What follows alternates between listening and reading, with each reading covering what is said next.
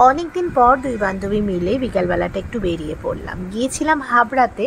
তো এইখানে হাবড়াতে একটা রুফটপ ক্যাফে রয়েছে যেটার নাম the sky cafe, sky lodge. তো এই দেশবন্ধু পার্কের ঠিক অপোজিটেই এটা। তো শুরু করেছিলাম ব্লগটা যে এই রুফটপ ক্যাফেটায় যাব, সেখানে খাওয়া দাওয়ার কেমন কি এইসব বৃত্তান্ত নিয়ে একটা ব্লগ বানাবো।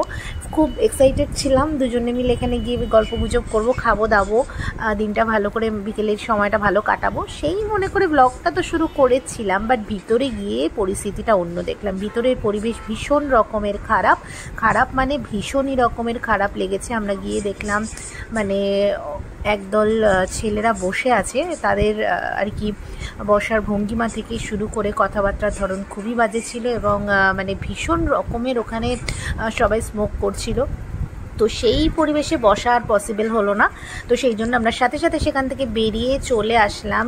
ভালো রিভিউ দেখেই গিয়েছিলাম, আর সত্যি বিভিন্ন ব্লগে বেশ ভালোই লেগেছিল। জায়গাটা খুব সুন্দর সাজানো গোছানো, কিন্তু আমরা বলে না মানুষই সেই জায়গাটাকে নষ্ট করে, কিছু মানুষ, তো সেটাই আর কি।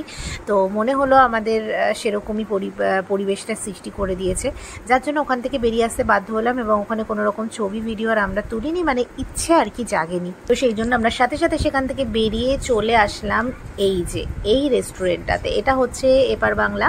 তো এইখানে আসার পর একটু মানে ওখানে যা ছিল তার পুরো অপোজিট ব্যাপার এখানে। মানে এখানে এসে দেখলাম পুরো সুনসান ব্যাপার, মানে শ্মশানের মতো ব্যাপার, মানে পুরো ফাঁকা।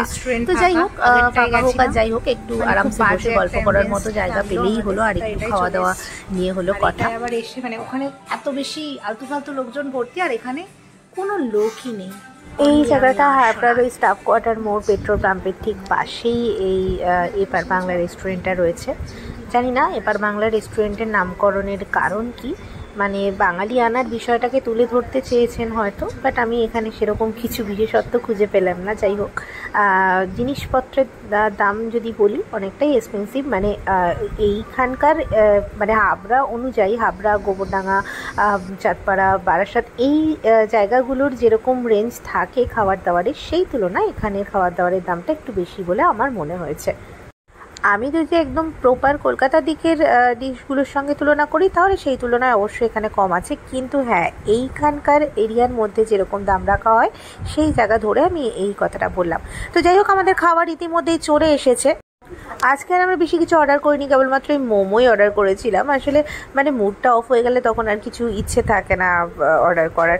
তো যাই হোক, আমাদের প্ল্যানিংটা অন্য কিছু ছিল, সেটা যেহেতু হয়নি, তো তার ফলে আমরা এখানে চলে এসেছি, এই এপার বাংলা এখানে। তো আর কি সেরকম মানে আমাদের প্ল্যানিং অনুযায়ী না হলে যেটা হয় আর কি, ইচ্ছেটা অনেকটাই চলে যায়। কিন্তু ওই দুই বান্ধবীর অনেকদিন পর দেখা হলো, গল্প গুজব হবে, মজা হবে, এটাই অনেক বড় কথা, তাই না?